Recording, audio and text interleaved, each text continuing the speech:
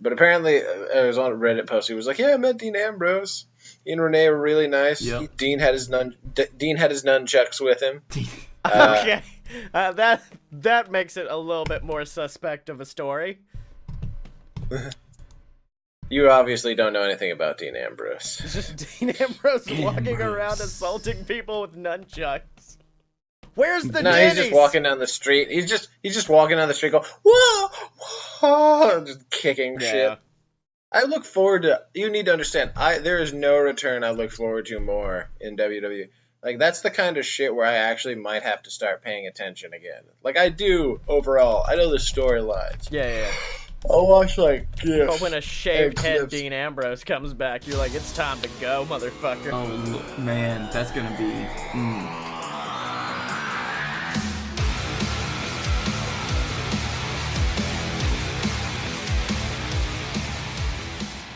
Welcome to Fight Boys, ladies and gentlemen, the weekly podcast about professional and not so professional wrestling. I am one of your co-hosts. I am the Shill Master 5000. Fuck you, Dylan. Okay. I guess that's a nice introduction of the other one of the Starting other off members. a little hostile here. I'm sorry. Well, it's worse because the audio listeners have no idea why I'm upset. You did pop the mic real hard on that. Yeah. I caused someone to, like, swerve off the road. It was so bad. They're like, shit! They're like, Dylan was mouthing the words along again, wasn't he? Yes. Yep. Scotty, it's okay. Whenever you come and visit, I'll just have a nice shaker of salt for you. Would you guys like to introduce yourselves as well? Because I've given up on that part. Yeah. He is the plattest man on the planet. The B, Blake It's Tanner. me. I am also the lowest sodium member of this podcast, apparently. Such low sodium. Okay, well now, Blake, you have to introduce Dylan. Because Dylan introduced you. Okay. Here he is. The Lord of the Smart Side. The Lord of our hearts. It's he, the D, Dylan.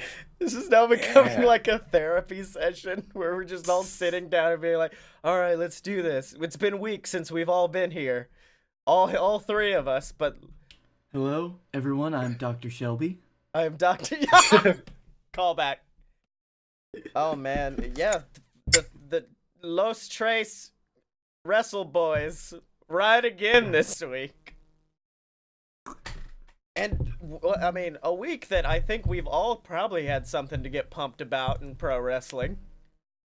Yes. I mean, my stuff was last week, technically, but I was out of town. So, but I'm still pretty pumped. Yeah. Well, Guys. not only that, I mean, All In, which we're going to talk about later, happened.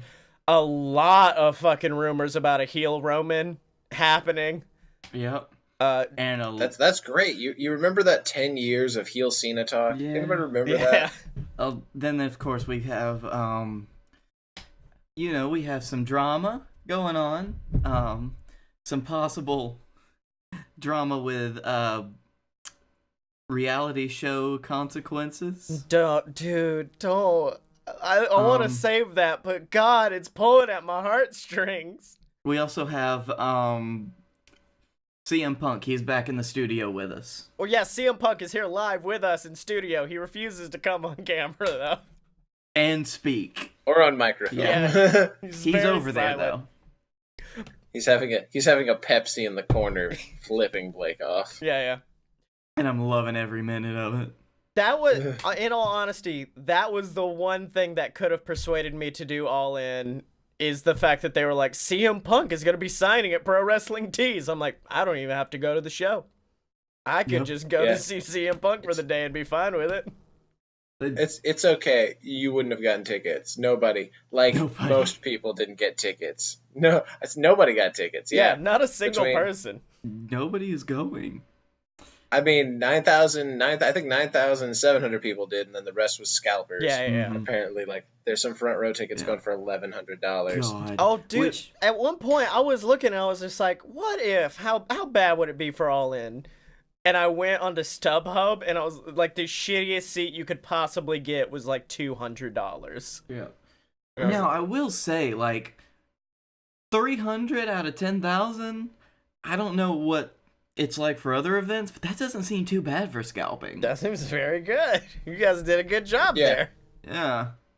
But it was the fact that it was gone in 30 minutes. Yeah. Like no show 30 minutes. like goes that I was going to say, I believe Yeah. if I remember correctly, 29 minutes and 37 seconds, something like that is what Cody said. Yeah.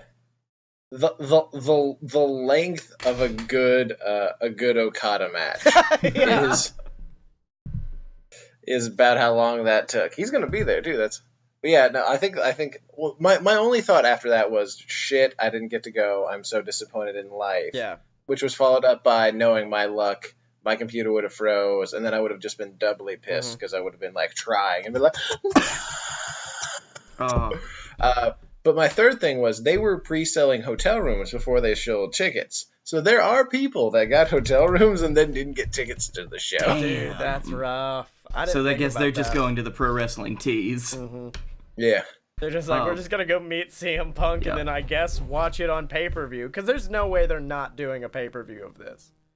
Yeah. I mean, they haven't announced anything. I'm guessing they'll probably do a fucking PWG kind of PWG style. Do it. If they can find a way to stream it, I'm sure that they will. But I assume that comes with its own troubles. Yeah. Yeah, there's no way, because you remember all the issues that Supercard of Honor had with streaming. Yeah. Imagine 10 times that. Definitely. Now, here's the question on as far as All In is concerned, is the fact that everyone was like, it's gonna be Cody versus Kenny at All In. Cody versus Kenny. Cody versus Kenny. Cody's like, fuck you guys. I'm fighting for a belt. I'm good. Which leaves, could it possibly be Okada versus Kenny 5 at All In? No, the only thing I can think that could be like the major money draw, like if they're just like, hey, how do we get even more money? Yeah. Is if they have the Golden Lovers spar. Oh, Ibushi versus Kenny? Ibushi versus Kenny, that match that's been being teased, like, slight ball tickle for about 3 years now. Yeah. Mm-hmm. They're just like, hey, baby, yeah. Just a little bit of a slap and tickle. Yeah, because after Kenny and Okada's probably hour and 20-minute long marathon, I'm surprised no one's dead match happens. Because Kenny said he wants Ibushi in his corner, not for like interference or anything, but just to like have him there, which makes me 110% sure he's going to win. Oh yeah. So that Ibushi can hug him. And then they can be like, and then Kenny can be like, all right, now we have to. I have climbed to the mountaintop. We must, like, we can finally see. Like, no longer is it. Yeah. Like with Malice, we can see who is the best, and that would probably be the best because like Kenny would probably finally win one, and then they would hug, and then the Golden Lovers would be just like the greatest special attraction tag team. Right. You know how like, because like in all the events leading up to a major event, they'll always have like.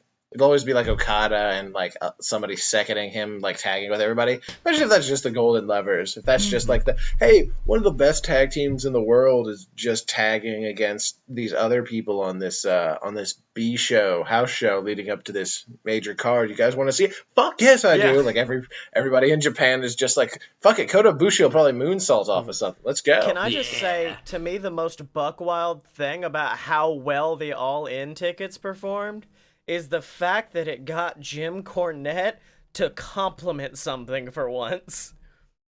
No, Jim Cornette does a lot of compliments. Jim Cornette just has like a very set idea about how wrestling should be booked because of his upbringing, where he worked, the territories that he worked, the fact that he ran a territory in the early 90s, and like how all of that goes. He worked with independent wrestlers when he did Ring of Honor. It's just that like his personality and his persona, because there's a very separate persona, sometimes he like, and I'm sure he's aware of it, he just comes across as a dick, but the man's in his like 60s, and I really doubt he gives a fuck. Yeah, and I will say, like, Jim Cornette, like, he can do Smoky Mountain Wrestling really good. He can do that kind of wrestling. That's his. Anything other than that, he's an old school guy that just won't get into that. So, I don't know, it felt really good to have him just be like, I may not agree with certain individuals on the show, Kenny Omega, but I'm proud of you guys for selling out. That's a hell of a house. I'm like, that's proud. He hid his pride away for a minute and congratulated them. Unlike another certain promoter from the 90s. Who is now Vince Russo? Who has now been barred from the event. Yep. Well, when you're a shitty person and apparently homophobic, Cody is going to be like, no. Yeah. I just love the concept where he's just like, certain powers that be, bro, are trying to keep me away from the show. And then Cody's like, it's me. I am the power that be, and stay the fuck away from my show. Cody Rhodes shoots hard on Vince Russo's face. Yeah. Yeah. If we were a click... I'm guessing after actually having been at WCW through like all of it, especially the death of it, like Cody more than anybody would be like, I know who Vince. Has a very strong opinion about Vince Russo because of his father. Yeah. Can I just say, staying on the All In topic, my new favorite character on all of Being the Elite is definitely Jay Lethal. The minute they had him get kayfabe injured last week and he started doing Macho Man, I was like, oh good, this is all my life's gonna be from now on. So I just now I want you to know the bump in his signings line the next couple of shows gonna be real nice. Oh, it's gonna be good. Yeah, it's gonna be real jacked, baby. Yeah, let me tell you something, Dream. Okay, I just came across a thing that I noticed that was interesting. I don't really want to have a discussion about it. I just want to put it out there. Yeah. Just to kind of stew on it. Do y'all know who Sonya Deville is dating right now? Sonya Deville is dating... Well, she is of the lesbian persuasion, correct? Uh-huh. Is it someone who is a known lesbian? Oh, Scotty, you will not see it coming. No, really? Seth Rollins' ex-girlfriend. I kind of like that as a setup. Like, those two look like they'd go well together. They do, don't they? Wait, the ex-Nazi? Yeah, Zara Schreiber? Zara. I'm very bad with names. Yeah. She's not a Nazi, but she does post some very problematic things towards people that aren't the same color as her. Yeah. I told you guys that I once met the girl who's apparently Braun Strowman's girlfriend. Nice. Yeah, I didn't know, but like, she was Did you catch your hands around your dick? No, I wish. No, I went to the Dudley school for like 3 days and then had a panic attack and couldn't go back. That's an emotional story for another time. But anyways, she was one of the students at the Dudley school, and so like I knew her from that, and she apparently just started working the indies. And then a couple of weeks ago, I saw someone post, like, she's probably going to WWE after WrestleMania. Her and her current boyfriend, Braun Strowman. And I went, what? He would destroy her. Well, all I can say is Buddy Murphy is safe. Buddy Murphy. Wait, no, I thought... No, who was it that broke up? Big Cass and Carmella broke up. That's right. Yep. Yeah, that was months and months ago. Yeah. Well, anyway. What? I don't know. That just kind of... I just wanted to throw that out to the ether. Buddy Murphy or Carmella? No. The original thing I was talking about. Oh, yeah. But yeah. No, we took that and we were just like, you notice how all these people are no longer dating people who they were once dating. This is why I think that Rusev and Lana made the right choice. Yeah. They're like, let's just do this and get it over with. Oh, man. Do we want to segue this into the sad thing? Which sad thing? The other thing that's relationship related. Are you talking about my poor boy John? Yeah. It's one of those have to talk about it. Oh, like, it's one of the biggest... It's a mainstream news story this week. Like, it is... John Cena... You're getting worked. Don't work yourself into a shoot. Oh, no, I know I'm getting worked by it. I'm just saying that it was caught up in the mainstream media, that we've got to, like, at least mention the fact that... I'm enjoying being worked, though. It's like a romance movie, guys. It is. They're trying to make it... Man, they are making a lot of money off of this reality TV show. Yeah. That's what I'm really hoping, because if this isn't a work, then it really would break my heart.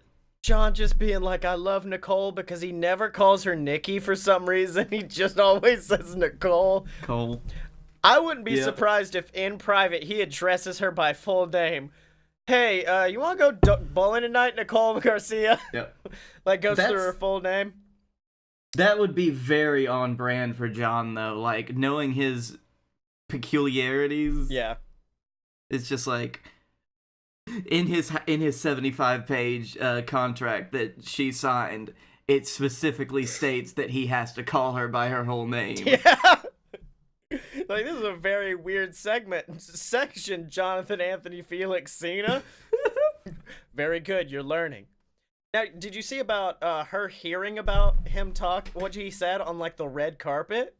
Yeah. Someone just walked up and was like, what's up, your ex-fiance really misses you and loves you and wants to get back together. At which point she's like, what? Okay, that's a good thing to hear, I guess. Random reporter on the red carpet. Just out of nowhere. Kinda wish John Boy had been the one to tell me about this, but okay. Yep. He apparently had went on for so long during that, what was it, the Today Show? Yeah. He was on, that they kind of like gently reeled him back. They were just like, hey, stop it, man. We get it. You like her, but it's not that big a deal, bro. Hey, John? Yeah. John, I know, John, buddy, I know. I understand love totally. Nicole Garcia, but you're getting into some promo territory right here. Nikki, if you want some, come get some of my love. Then he pulls out a saxophone. All of my penis for you. I was going to say, this whole time, Dylan's just over there watching New Japan World on his phone. Like, yeah, whenever you guys are done talking about this, I'll be back. You have no idea. If they had an app for the iPhone, y'all would never see me again. Look, I will say, if we get off on another New Japan tangent, like, I've got Fallout 4 in another window, so... We all kind of have our we check out during this section. Oh, no, I completely pay attention. It's just I've developed ADD over time, I guess. Yeah. I check my phone occasionally. Here, Blake, go check Fallout 4. So, Best of the Super Juniors 20... Yes. I forget which. Happens this Friday. Right. It should be really fun. You should check it out if you're a fan of flippy shit. Mm-hmm. Yeah. Flippy shit and spot monkey Flippy stuff. shit, Unfortunately, Gordon. Ricochet won't be. Ricochet won't be there. I believe his flippy bullshit has been replaced by Flip Gordon. Okay, that's good. Also 5 foot Japanese muscle man Taiji Ishimori, best known for his run in Pro Wrestling Noah and also being gravely underappreciated at Impact Wrestling tapings in Orlando. Yeah. Is now Bullet Club's new junior ace, because I guess Marty wasn't working out, or they're gonna have Marty go heavyweight, or I don't even know anymore. Or they're gonna have Marty and Taiji Ishimori be a tag team because the Bucks aren't. There's options. Yeah. Anywho, he will possibly win it, but he's gonna have a match against Will Ospreay, who's been not so slowly killing himself on the indie scene for the last year now. If you know anything about British wrestling in Japan, if you know who Dynamite Kid is, it's like that career path, except with less obvious drug use. Aww. But almost more fuck my body, like, and everything. Let me just shit. Hold on. I feel like you could take that one out of context. How Will Ospreay just always comes out like, fuck my body. Really, physically, like literally and not literally, because there have been periods of time where he just gets completely by his opponent. Yeah. So wasn't there? He was the one who on WrestleMania weekend released like all the shirts dissing the Louisiana Board of Athletics, wasn't he? Yes. God, I love Ospreay for that. He's a cheeky motherfucker. Yeah. But yeah, that tournament's happening. You have Chris Sabin. Chris Sabin's showing up in that for no apparent reason. Okay. Just out of nowhere. Chris Sabin's in one block of it. He's always been a really steady junior worker. Right. Senior junior worker now. But yeah, you got all of them. You got Kushida, Shoyo, Roppongi 3K. All of these people who haven't really been in the tournament before. There really isn't anybody who should have just a shitty match except maybe Tiger Mask, and that's just because he's like 50. Yeah. But he's still decent. He can still have a good match. Like there's nobody who's just like shit tier. Like Tai Chi isn't in anymore. So like we're all good. But yeah, so check that out if you're a fan of Flippy shit. Should be good. I try to check out the real highlight matches of it. I can't really because I have to save all of my time sitting in front of a computer watching Endless New Japan for July when the G1 Climax happens.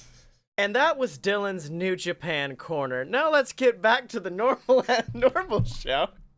I like that. That was nice. Yeah, where Blake's just like, I fucking leveled up. It was awesome. My lockpicking skill has improved so well, Dylan. Could you do another segment for us? But you know what I can do for you guys? Shill like a motherfucker. I could give you that good shill for merch.alotopurebs.com. That's right, ladies and gentlemen, merch.alotopurebs.com is the website where you can go and get some Fight Boys merch. We got shirts that let people know if you're a fight boy or a fight girl for life, stuff with our logo on it, and of course, merch for all your favorite JWF superstars. Blake Tanner's got shirts, the Rat Ascension, the Dylan, Scotty Moore, all your favorite superstars. They got merch over at merch.alotopurebs.com, which means, guys, it's now time for everyone's favorite segment of the show. Hashtag Dustwatch 2018, the show within a show where we try to get Chuck Taylor to what the fuck? Guys, that's never happened during the I don't know what's Guys,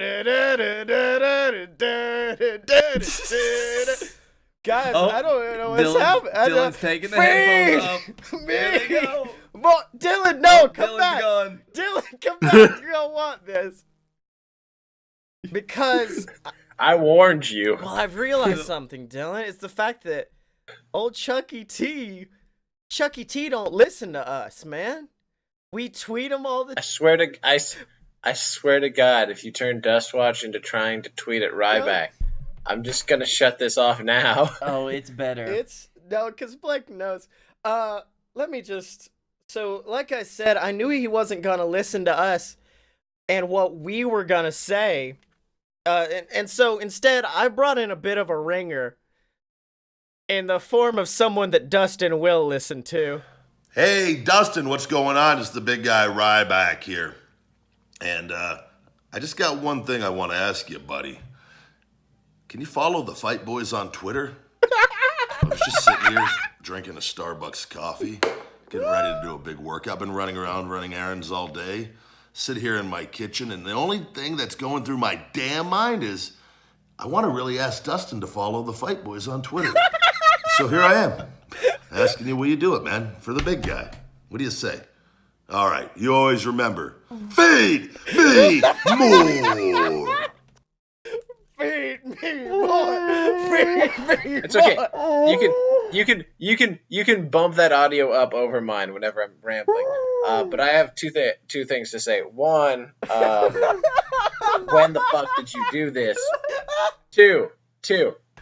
You remember when John Cena went and freaked out over your Matt Classic mask, and you were like, "Fuck, I hate you, but I have to respect you." I have that now for Ryback, and I hate you personally for making me feel that way.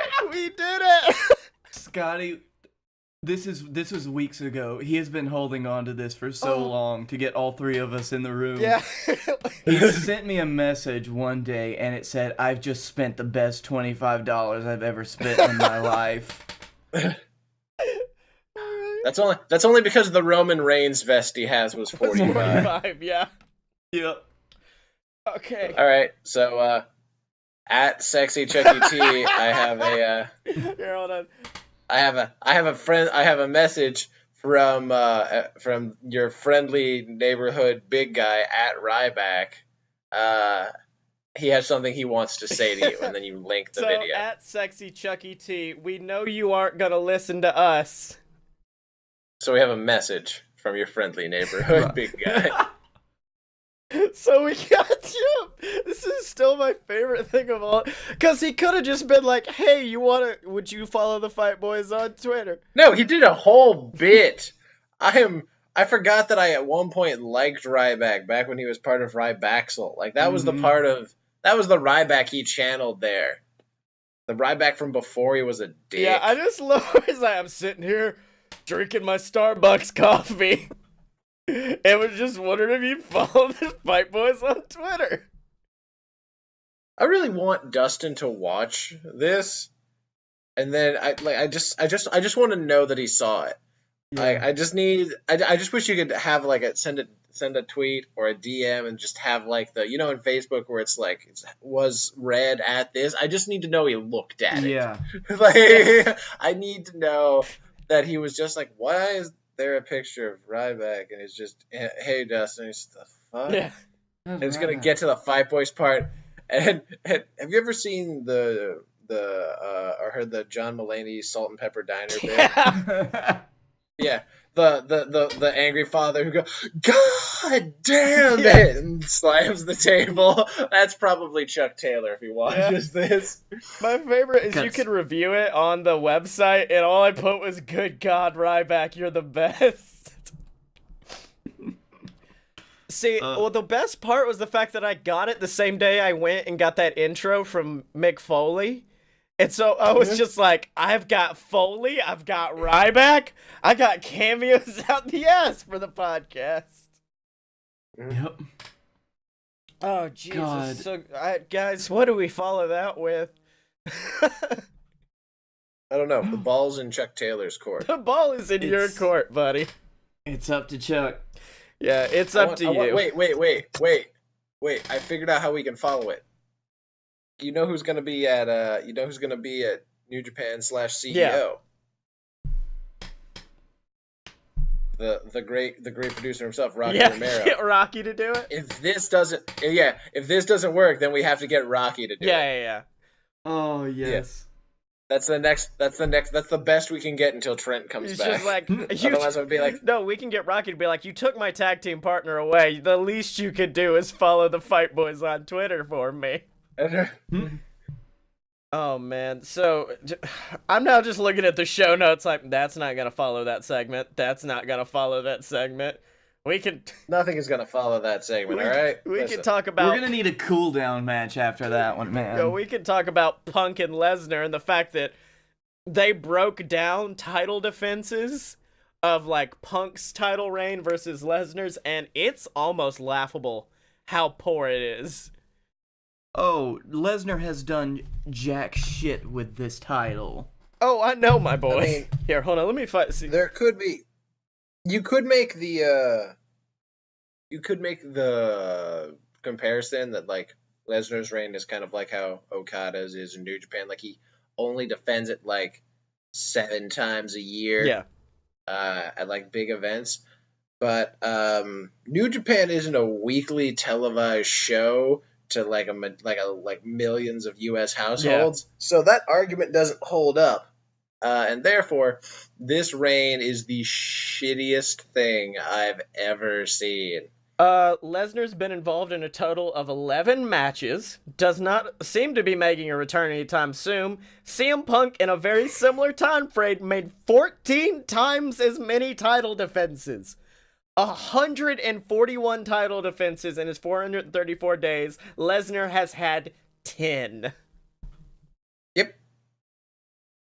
This is why people chant CM Punk during bad matches and not Lesnar. Yeah. No one chants Brian. Well, then again, they also chant, "We want Nicholas." Like, it's just kind of become a troll chant at this point, but he was fucking good for a reason, man. It's also the Chicago chant. Like, yeah, 100%.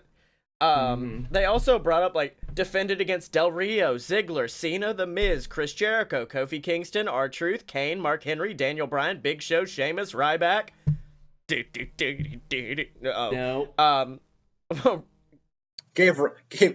Where Brad the Brad Maddox give Ryback a sweet upper dicker. Sweet upper dicker, yeah, bro. I was there for that. I was there live. Meanwhile, Lesnar has defended against Joe, Strowman, Kane, and Reigns, and that's it. He's defended against Reigns, what, like 3 times? Yeah, quite a few times, actually. Angry Boy Reigns.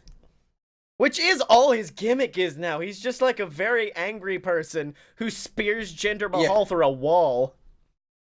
No, I think his thing is that they're trying to make him, Daniel Bryan, be like, yeah, the system screwed me over, except, like, unlike Daniel Bryan, he was pinned clean at WrestleMania and then, like, lost the rematch. Yeah. Like, there was no outside interference because they don't want that on Lesnar. Like, they want to keep Lesnar strong. They're like, oh, well, this will work. People will. No, they won't. They aren't going to. Like I said, Dean Ambrose is literally like it's like the beginning of A New Hope. It's like, help me, Dean Ambrose. You're my only hope for this company. Also, because yeah, go ahead. I was gonna say, so at this point, the only real hope is that Dean comes back, or whoever wins Money in the Bank. Yeah. Is somebody that I want to be the WWE champion, or the Universal champion. So I'm hoping it's Finn, and I'm hoping Finn pulls the first, like, legitimate, like, straight up call my shot cash in since Rob Van Dam. Yeah. He just puts it, he just, like, slams it on like a desk in the middle of the thing in front of Kurt Angle. He's like, oh, I want a title match at whatever. Yeah. That was a terrible Irish accent, but, like, just, like, calls it, shows up demon makeup, beats Brock, like, takes the company worldwide. Because I mean, really, you could sell so much merchandise. Yeah. By using it to cover up those incredible abs. Yeah. In other news, we may end up with the greatest women's champion versus champion match of all time, because announced on SmackDown, and I just read this at Money in the Bank. Carmella's defending against Asuka, meaning Carmella's not going to hold the title for much longer. But in other news, Nia is facing Rousey, which means that we're going to see 2 women die at Money in the Bank. No, I'm pretty sure Mickie James is going to interfere for Ronda's, and I think the Iconics might do it, because they've already, like, popped the bubble on Asuka thing, so they'll be like, oh, okay, we'll just feed Asuka to Carmella to really solidify that reign. Yeah, that's what I'm afraid will happen, because so, like, imagine if you booked the women heel equivalent of Roman Reigns, like, where they're like, oh, this is a good idea, none of it's a good idea. That's what I suspect for that. I'm just trying to think of how they can disappoint me with the women's Money in the Bank ladder match again. The thing that I'm really scared about right now is that, like, Nia does things and she's not, like, the crispest worker, and that makes the matches that I've seen her in feel unsafe. Yeah. And you're going to put her in the ring with Ronda, who is proven to be very capable, but still very new to wrestling. So it's just going to turn into a shoot fight, and Ronda breaks Nia's arm. I mean, if Ronda wants to keep it credible, that's what she's going to do. Yeah, exactly. So, it's okay. I have to watch Asuka, arguably the best women's wrestler on the roster, try to get a good match out of Carmella before a dusty finish. We talked about it last week on the show, but the one match on Backlash that my girlfriend paid attention to was the Carmella match. And it was just because she's like, this bitch is so annoying that I need to see her physically get her shit pushed in. I was like, okay, that's cool. I'm down with that. Yeah. So, how do you guys feel about the Money in the Bank qualifier matches? Those doing anything for you? I don't know if I've just not been paying attention enough, but I feel like I'm seeing a lot of duplicates. Like, didn't Becky already lose a qualifying match, but she got another one tonight? No, she lost just a normal match that's what it was. to Mandy Rose last week, and then she won the qualifier. Okay. Cool. Which means I, once again, have the false hope that Becky Lynch will finally get her due. Yeah. And I'm going to hold on to it. It's a place that has only led to disappointment in the past, but it's really the only thing that keeps me going at times when I think about the way the women's roster is on SmackDown. Yeah. It's just like, you gotta hope one of these days they'll see it. I mean, I have Asuka too, but I really need Becky. Oh god, wouldn't you love if the fucking Asuka Carmella match, it somehow becomes like a very vicious match. Asuka wins by the hair of her teeth, then fucking Iconics bolt into the ring, beat the shit out of her. Then the new Money in the Bank winner, Charlotte, comes in, cashes in, pins Asuka a second time.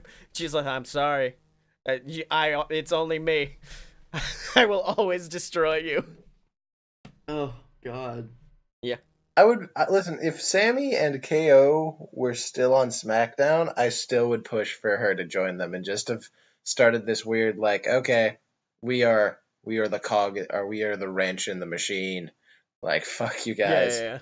Because Becky had, a couple last year, in 2016 especially, a really good storyline going on about, people cheating to get ahead is so, this is wrong. This is everything you should be against. Why is no one doing anything? And I just want to see the moment where she snaps and then literally just starts breaking people's arms, like fucking Pentagon Zero style. Yeah. Man, I don't know how I feel. Apparently WWE is just trying to retcon anything that ever happened in Saudi Arabia. Because I don't know if they did it on purpose, but Braun's trophy got fucked this week. Did you guys see did you not see the video of this? Listen. Oh no, I did. You mean the one where Drew accidentally half pushed it with his foot, and then as it was falling, it fell apart in a million pieces? Yeah, it didn't just break; it broke. It fell apart. If it had hit the floor and then done that, that would have been one thing. But Scott, back me up with this. It was starting to fall apart as it tipped over. Yeah. If I had not become desensitized to trophies given out by WWE being destroyed, then yeah. But no, this is par for the course. With every time WWE gives out a big trophy for something that they're trying to make a big deal out of, see the first fucking 3 years of the Andre the Giant Battle Memorial. Don't forget about Sting throwing Seth Rollins' metallic figure into a trash compactor. Now, I don't know if the night Shane returned, that big old trophy that Vince was going to give to Stephanie was destroyed. Was not It was. Was that not the one that had Sting inside I don't actually of it? know. Where they pulled up the fucking curtain and Sting is just kind of sitting there like, surprise, motherfucker. No, that was when they were going to reveal the Seth trophy. Oh, okay.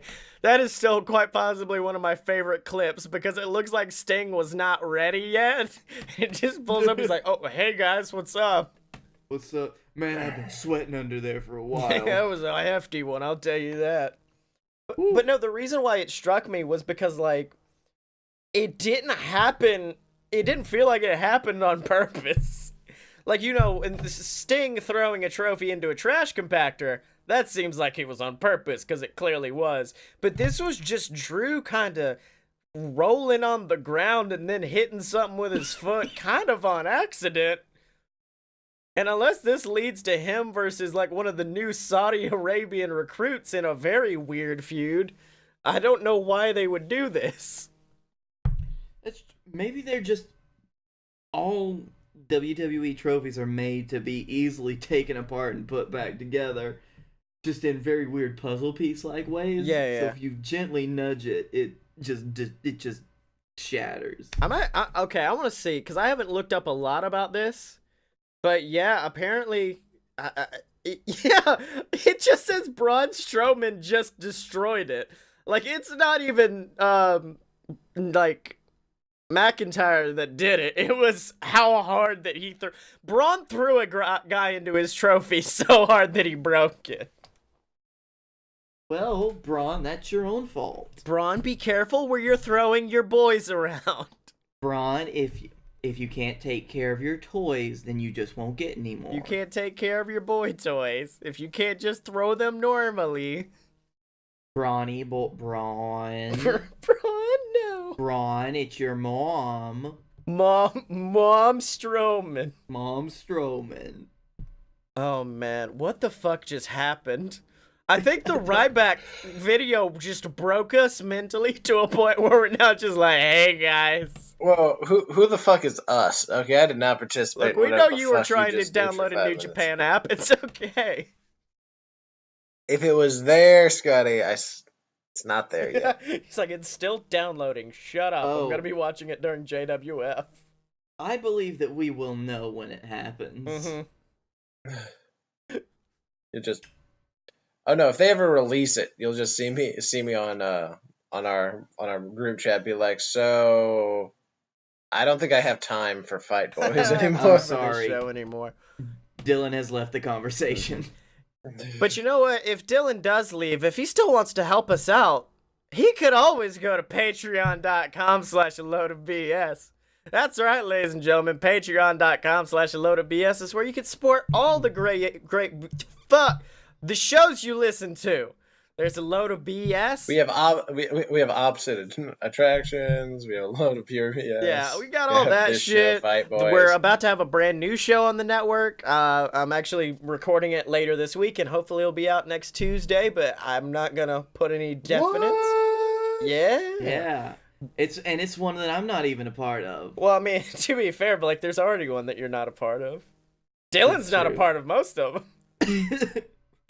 But yeah, if you'll notice those shows have poor numbers. But guys, if you want to support us, you know you can over at patreon.com/a-load-of-BS, which means boys. Yep. Well, actually, we as a company are mostly about the merch sales, like a good wrestling company. Yeah, damn right, brother. That's where we make the profits. I can already guarantee you I've made more money off merch sales this month than I have off of Patreon, which means I have sold one shirt.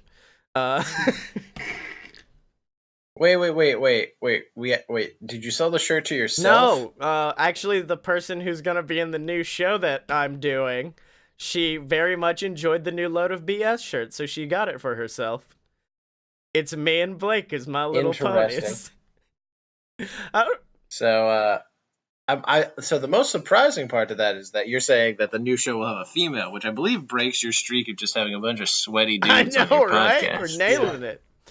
That she is quite possibly one of the most genuinely wholesome human beings in the world, so... Mm-hmm. But you know who's not a genuinely wholesome human being? Captain Tibbs. So why don't we go over to Captain Tibbs and Silver Spoon for this week's episode of JWF Monday Night War. Welcome, ladies and gentlemen, to JWF Monday Night War. I am your host, Silver Spoon, joined as always by the owner of the JWF, the commissioner himself, Captain Tibbs. I was just in my bedroom. That's right, Tibbs. How you been doing, buddy? Well, I'm a little confused right now, but I guess I'm here to announce for the show. That's right. The wrestling thing that I do, Yep. the company I own. That's right, Tibbs. Well, let me tell you something. We are starting this show off with quite what the kids call a club banger, because we are going to have a qualifying match for the Cash in the Bag match at our next pay-per-view, a match where 6 men will enter. 6 men will climb the ladder to glory, and the first man to grab the Cash in the Bag lunchbox will be a man with an opportunity, Tibbs. Tell me about that opportunity. Listen, this is the greatest opportunity you could ever hope for in any wrestling corporation ever. A wholly unique idea called the Cash in the Bag. That's right. You go up against 5 other superstars, 5 other of the best in the JWF. You climb a ladder. If you get that cash in the bag, we have a contract for you to cash in that bag anytime on the JWF World title. That's right, Tibbs, and right now we got a qualifying match to see who's going to be joining AJ Steele, the man who qualified last week. And this match has Canada Charlie taking on Mojo Gruff. You can see the voodoo man from the Bayou, Mojo Gruff, making his entrance right now. But, oh my God! Canada Charlie attacking Mojo from behind. Now, of course, last week we saw Canada Charlie attacking the Lumberjack, and now it seems like he's going after Mojo Gruff. I mean, Tibbs, what's going on with him? Well, I really can't tell you. He's been very distant lately, and it's very hurtful, and I'm very confused. And I just want my boy. Ooh, and it looks like that's going to be hurtful, too, as he grabs the Voodoo Man, slamming him into the guardrail and tossing him into the ring. Looks like Charlie's calling for the Canadian DDT as Shibata, our referee, calls for the bell. But wait! Mojo reverses the DDT into a beautiful Northern Lights suplex, bridging for that pin. 1. Ooh, but Canada Charlie kicking out at 1. Canada Charlie seems furious, Tibbs. He's very incensed. He's very angry. This is a very, very sensitive time for him right now. Please be understanding. That's right. Mojo just using his quickness to bounce around the Canadian one, going from rope to rope, building up speed, and ooh, a big shin kick to the jaw of Charlie puts down the Canadian man, sending him to the ground. Now Mojo climbing to the top rope, looked like he might be going for that voodoo dive. We've seen him using JXT to take down superstars. Oh, but Charlie jumping to his feet, knocking Mojo off balance, sending him flying down to the apron. And now looks like the JWF Captain's Champion, Canada Charlie, calling for that Canadian DDT, and ooh, hits it, slamming the skull of Mojo Gruff to the mat. But wait, what's he going for? He's not going for a pin. Oh my God, grabbing Mojo Gruff by the throat, putting on the Maple Leaf Special. A vicious submission, Charlie choking the life out of Gruff, but oh, Tibbs. Looks like turnabout is fair play as the Lumberjack, the man who Canada Charlie viciously attacked last week, coming down to the ring. It looks like Charlie is actually getting distracted by this. I don't know if it's the best move to take off that Maple Leaf.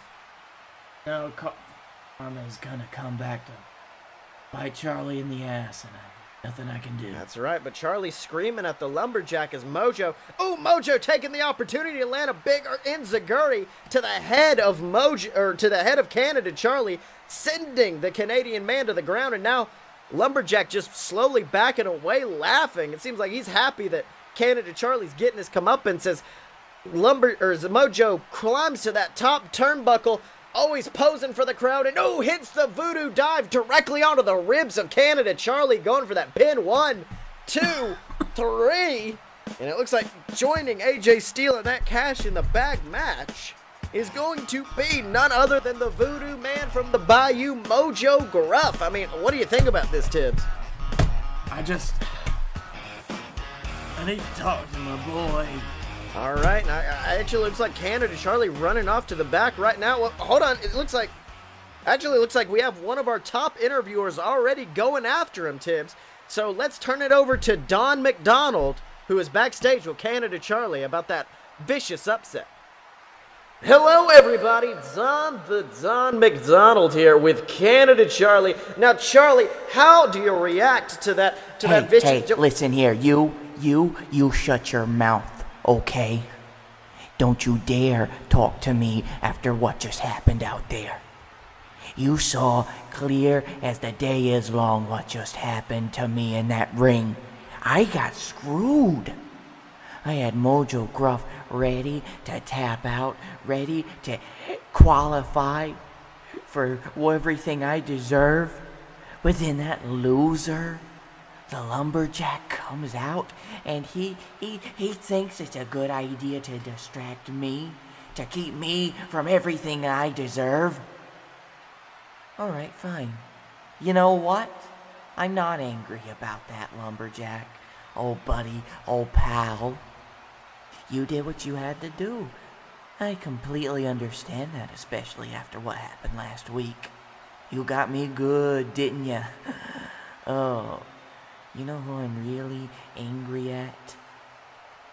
A certain captain in this company. I'm angry at the man that I was once proud to call my father. I'm angry because that man just let the lumberjack take away my shot at becoming Mr. Cash in the Bag and going on to be the JWF champion. I gotta know something, Tibbs. What is it about old Canada Charlie that you just always hated so much? What is it about me that made you spend all those years ignoring my very existence? I did everything for you, you old son of a bitch. I learned how to wrestle. I joined your company. I broke my back to prove to you that I could win your title. The JWF captain's title. I worked every day, in and out of my whole life, just to please you.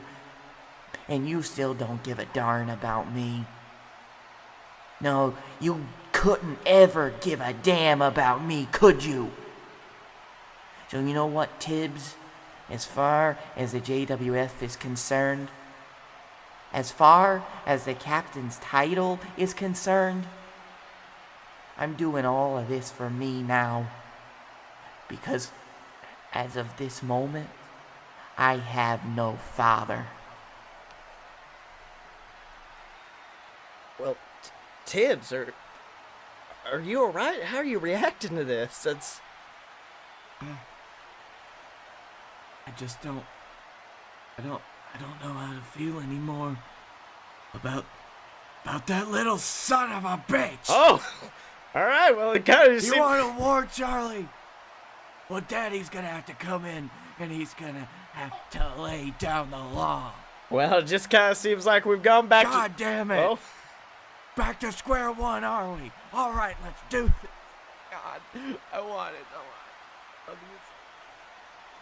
Well, ladies and gentlemen, let's move on to, of course, the captain's, the champion of the entire world, not just the captain's champion, the JWF World Champion, Blake Tanner, who, of course, we learned a couple of weeks ago is going on to Cash in the Bag to face Scotty Moore, the man who was a former tag team partner of Blake Tanner, the man who Blake Tanner faced in a grueling Iron Man match at JWF WrestlePalooza this year, and of course, one of the greatest superstars of all time. But in all honesty, I mean, Tibbs, what do you think Scotty's chances would be in this match? I'm sorry, I'm still a little emotional, but that's a very good question, Silves. And I would say that you never seen anyone else in this company take Blake Tanner to the limit like Scotty Moore did, and if there's anyone here that has a real shot winning that title, especially with his new help. Ah, that's right, of course, Scotty Moore recently taking into his employ the big guy Ryback. I mean, he's used Ryback for numerous things. Apparently Ryback's making tweets for him now. He's basically become the chauffeur for Scotty Moore, but of course also he's his bodyguard. We've seen vicious attacks from Ryback to Scott Moore to Blake Tanner to numerous JWF superstars, and I think it might be giving him an edge in this match. I would also like to say, for legal reasons, that this man, the Ryback, as some people call him, is not a superstar wrestling for this company. That's right, Tibbs. He is, of course, an employee of Scotty Moore, and I think Blake Tanner's got some... He's an independent contractor. Yes. I do think there are certain things that Blake Tanner wants to say to Ryback, wants to say to Scotty Moore in the entire JWF universe. So let's have a listen at what he's got to say. It's been a while, hasn't it? First off, I wanted to say that I'm sorry I've been gone. The last time I came out and got a chance to talk to you one-on-one was right before I got blindsided from behind by that big muscly asshole called Ryback. And I'll get to him in just a minute. First, I gotta have a heart-to-heart with all my people in the JWF first. After WrestlePalooza, I came out here all smiles and cheers because I did it. I held my own against the ferocious natural disaster that is Scotty Moore, and I came out on top. I'd retained the JWF World Championship despite being mercilessly beaten half to death by a man that just a few months ago was my best friend, my brother. I won, make no mistake about that. But I only just won by the skin of my teeth. I came out all positive and cheerful because, well, deep down inside I was terrified. The thought of losing this title had never crossed my mind until the last few seconds of our Iron Man match at WrestlePalooza. I caught that Scotty kick right between my eyes, and as I was falling to the mat, the only thing that I could think about was that I had failed. My days as a champion were finished, and I was about to become a washed-up has-been who never achieved real greatness. I'm not afraid to admit that I was scared that next night on JWF War. Hadn't got my nerve back from literally being saved by the bell the night before. All that fear, all that self-loathing I was feeling, not knowing if I was truly good enough to deserve this title, all swimming around in my head. But you know something? All that fear, trepidation, it disappeared when I saw Scotty Moore's face. He came out proclaiming his right at the championship, that I had failed you, the audience, the JWF universe in every way possible. All of that disappeared from me that night. It disappeared as soon as I saw that Ryback had showed his face. He attacked me viciously. I was laid out, pulled out on a stretcher. And I couldn't help but think one thing. Scotty Moore was so afraid of having to face me again one-on-one that he went out and hired the biggest, strongest, dumbest bastard he could find. A man with a reputation for almost ending careers because of his attitude. A man who should have stopped wearing singlets a long time ago and never looked back.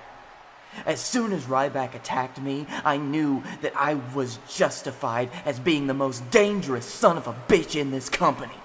I knew that I deserved this belt around my waist, and I knew that I could never let you down. It was in that single moment where I was probably at my weakest, at my lowest, I was hurting, I was bleeding. I remembered I am Blake fucking Tanner. I have blazed through challenge after challenge after challenge. I have survived things that would cripple normal men and leave them wishing for death.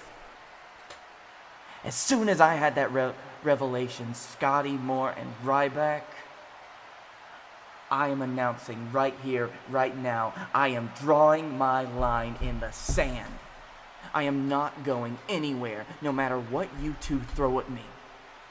The bulwark of Blake Tanner will remain steadfast against your siege of roided-up meat men, Scotty Moore. You may think that after what happened at the greatest pay-per-view, that might have been the end of me. You might think that what's going to happen at this next pay-per-view, Cash in the Bag, might finally be the straw that breaks my back. Scotty Moore has another title shot.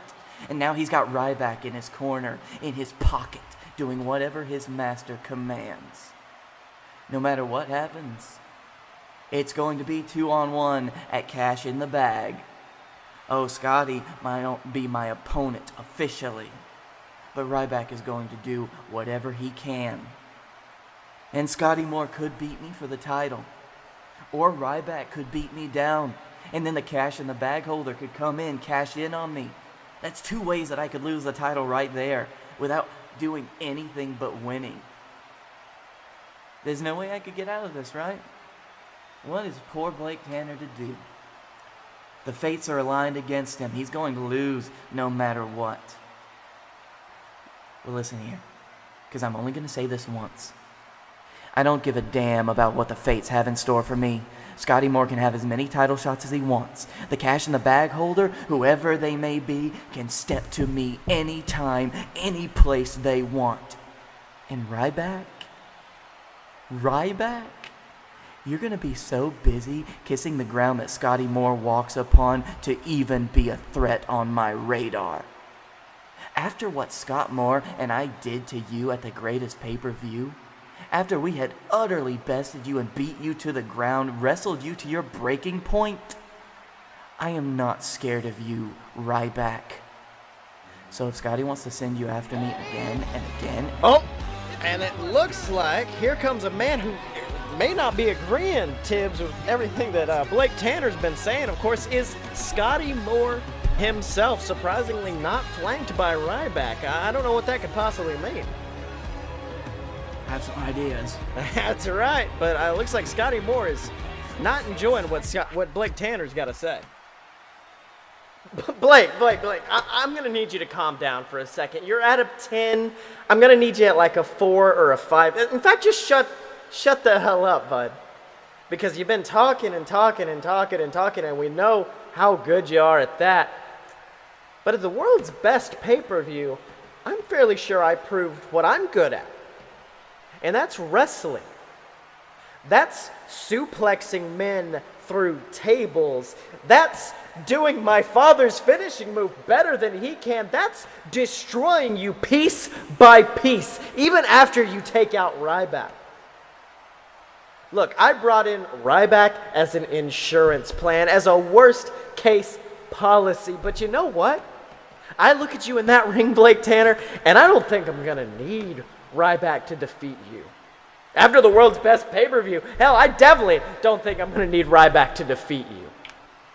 Because as much as you want to say that seeing Ryback suddenly gave you this verve to fight on, this realization that, oh, I'm afraid, I know you're still just as afraid as you were the day after WrestlePalooza.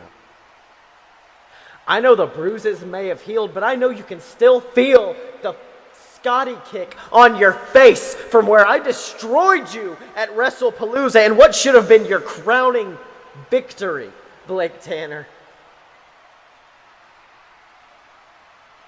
Because, you know, your time as the JWF champion, those days are numbered. Blake, they've been numbered ever since I won the Regal Rumble. They've been numbered ever since I set my sights on that belt around your waist. And as much as you want to say you don't believe in the fates, believe me, my brother, your fate is to lose the JWF championship to me and then, I don't know, maybe go on to feud with the Hammerman. Or maybe go fight Canada Charlie, but I don't know. Canada Charlie you don't exactly seem to be up to his level nowadays.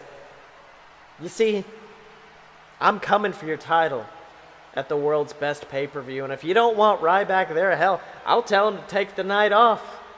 I don't care what it takes, whether you like it or not, Blake Tanner. Your title is gonna Sorry about that. What I'm trying to say is that your title is gonna My brother, I'm sorry. All I'm saying is, feed me more! Oh my God, Tibbs! Ryback coming from behind, attempting to attack Blake Tanner, but the JWF champion seems more than ready for the attack. I'd have to say Scotty Moore may have telegraphed it a little bit. You think? Yeah, it looks like Blake Tanner dodging Ryback, nailing him with the BDT. Ryback collapsing onto the ground as Blake Tanner backs up into the rope and lands a big Blake out on the big guy. And Ryback just looking prone in the ring. I mean, Blake Tanner has just definitely proven the fact that he is not afraid of Ryback grabbing the belt. But oh my God! Scotty Moore with an SMG from out of nowhere, taking out the champion, laying him on the ground. Looks like Scotty laying out the JWF champion, grabbing the JWF title. I think Scotty Moore may have just used Ryback as bait at that point. I don't think Scotty Moore used Ryback as a weapon, but as a distraction. Oh, that's what he pays him for. That's right, Captain Tibbs. But let me tell you something. Who knows what's going to be the fallout from this? And of course, who knows who's going to be going on to the Cash in the Bag match? Because that. Now listen, Sills. I've only got one thing to say, and I've only got one important thing to say that I need to say to Scotty Moore right now. These two working together in this way has made me so much damn money that I couldn't be happier. But there is one thing that I will not stand in this company. And that is disingenuous remarks towards the Hammerman. Oh, yes, of course. You just keep that in mind, Scotty Moore. Well, I'm sure Scotty Moore will not be completely sad about the Hammerman comments, and he'll be very apologetic about it. But of course, who knows? Maybe the Hammerman will join the Cash in the Bag match, Tibbs. Maybe that could be something we could do.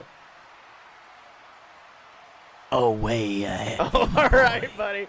Well, of course, in order to find out what's going to happen next, you got to tune into the next episode of JWF Monday Night War.